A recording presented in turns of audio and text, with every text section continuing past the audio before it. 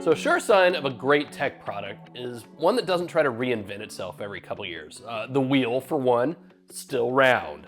The iPhone for another. It's still basically an iPhone after all these years. Now there are incremental changes, sure. Things can work a little better over time. They can look a little better.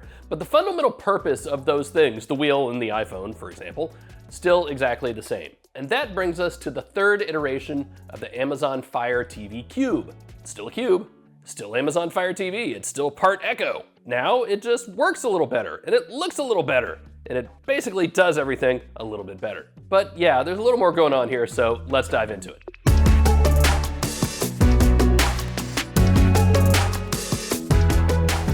I'm Phil Nickinson, this is Digital Trends. Before you do anything else, like this video, super important, subscribe to the channel, even more important, and then hit that notification bell so you know when our next video is coming out, which could be right about now. We've been really busy lately. All right, let's go do this first. A word of warning though, I'm gonna try to keep from saying Alexa every third. Ooh, see, I did it already.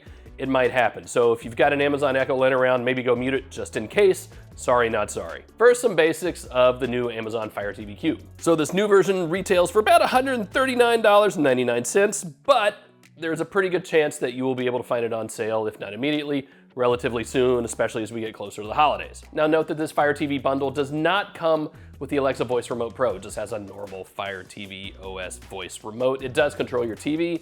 It still has the microphone built into it for some reason to do all the Alexa stuff, even though that's built into the Cube. We'll get to more of that in a second. If you want the Voice Remote Pro, it's backlit. It has Find My to help you, find a lost remote. That's gonna cost you an extra $35, so just keep that in mind. So all you're gonna get in the box here is the Cube and the power brick and the remote control and some pieces of paper that say they are very important and you should read them. And I am absolutely going to read them just as soon as we're done here, I promise. So the Cube itself, the first major difference is that it's no longer a mix of like glossy and matte plastic. It's now covered in that same cloth material as the other current generation Amazon Echo speakers. I like that a lot. First, it's continuity, right? Everything looks the same.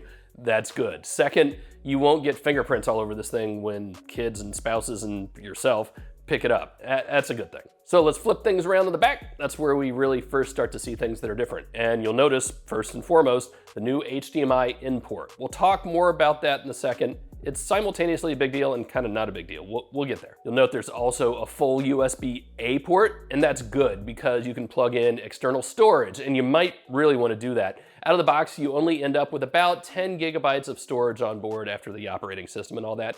So just plug in a flash drive, 32 gigabytes will probably do more than you need, which is fine. Or if you decide you don't need the extra storage, plug in a webcam. You can do video calls from this thing. That's kind of interesting. And look at that, there's now proper Ethernet. I like that a lot. I plug in things whenever I possibly can, even though Wi-Fi has gotten better. We'll talk about that in a second, but full Ethernet port so you can plug in and get the fastest speeds possible. And probably more important is it's just better than dealing with a dongle. I hate the dongle life. So things have changed on the inside too. Mentioned Wi-Fi, it now supports Wi-Fi 6E, which is the fastest version of that standard. There's a pretty good chance your router doesn't even support it yet unless you've got a really new router. But it's good to see it on here. 6E, future-proofed as fast as it gets for Wi-Fi as of this recording. The processor has also been beefed up a little bit. We'll talk more about that in a second. I'm not a big speeds and feeds guy. It seems faster. How about that? You happy? So what's the same here? Well, it's still a cube. It still looks like a cube, still has the buttons on top, still has Alexa built in. So hands-free voice control. You almost don't even need a remote control to use the Fire TV Cube. Tell it what to do and it does it. It's also still an Amazon Fire TV device, which is to say it's a little busy on the home screens, but it's also really, really good. Has all the streaming apps you could possibly want. Whole bunch of gaming, Amazon Music, all the apps you expect to find on a modern streaming device. It's all still here, just like the sticks before it, just like the cubes before it. So back to that HDMI import. That really is the big deal here. And the way it works is this: if you have a cable box or a satellite box, if you use those things instead of streaming, you're gonna wanna consider plugging it in here. And that's because it lets the Fire TV Cube control those devices easier than ever. Way easier than an IR blaster, which yes, is still included here, but now it's all running directly through the Fire TV Cube, and that's cool. And it's not just those that it works with. If you have a gaming device, if you have a Blu-ray player, same thing, all right? You have to check with Amazon, make sure it's supported, but it probably is. So you plug those in and you're gonna have to do a little setup. And I'll be completely honest here, I missed it at first. It took me a couple tries. I actually had to ask Amazon, what am I missing? So you go through the input setup and say, hey, I have a cable box. This is my cable company. This is where I live.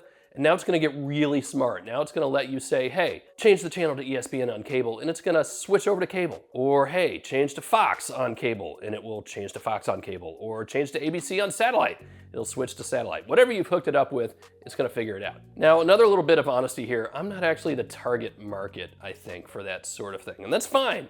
Really, the way I see this HDMI import is an option. It's not a requirement. I wouldn't buy the TV Cube just because it has it, but it's cool to have it there. I stream everything. I haven't had cable in years. I don't have satellite. I don't even have Blu-ray player anymore, and that's fine. It really just gives you options, right? So instead of switching from one streaming app to another, I can just say, hey, switch to cable or switch to satellite. And in my limited testing here, I think it kind of takes about the same amount of time. Whether I'm changing apps or whether I'm changing inputs, it's kind of the same amount of brain power. It's kind of the same amount of timing. And end result is I'm watching what it is I want to watch. I'm also not a big talk to my devices guy. I prefer to use the remote control. I like to keep things quiet. It's just easier for me that way. So maybe I'm not the target market for a Fire TV Cube in the first place, and that's fine too. A lot of options here. And the point is this, the HDMI input thing is a nice option to have. It's not a deal breaker if it's not there. I think it's a cool thing to have included though. And ultimately, it works pretty well. Perfect, seamless, instant, maybe not quite. A little room for improvement there, but it's still pretty good. Now, one more thing worth mentioning, and I don't know that this is the sort of thing you're gonna notice. I'm not sure if it's the sort of thing I would notice unless somebody told me. But the better processor, the more powerful processor, lets Amazon do a little more things with the upscaling. So if you don't know what upscaling is, if you have a show that's in 1080p or heaven forbid 720p, it's gonna upscale it to the resolution of your TV, so hopefully 4K, right?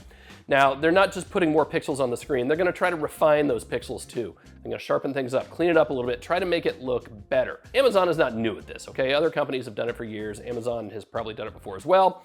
They're doing it here in the Fire TV Cube. It's good, you want this. It's good to have. Would you notice if you didn't have the exact same thing right next door and you're looking at them both side to side? Probably not, but it's worth mentioning. And that brings us back to the beginning. Look, this is an Amazon Fire TV Cube. They haven't reinvented it. It's not an all new cube. It's just a better cube. Like the two versions before it, it's still part Amazon Echo, still part Amazon Fire TV. It's just better. It's got some new ports. It's got some new features. Seems faster. But fundamentally, it's the same device and it plays in the same space as the Apple TV 4K and the Roku Ultra. And if you want something that does all the things, that does all the home control and all the streaming and all the Fire TV type stuff, it's a really good device. No, it's not as cheap as the $50 streamers out there, and it's not supposed to be. But at the price it's listed at now, it's not bad at all. So that's it for now. Again, be sure to like this video if you haven't already, subscribe to the channel, hit that notification bell because we are coming back with more videos real soon. We've been really busy. That's it. See you next time.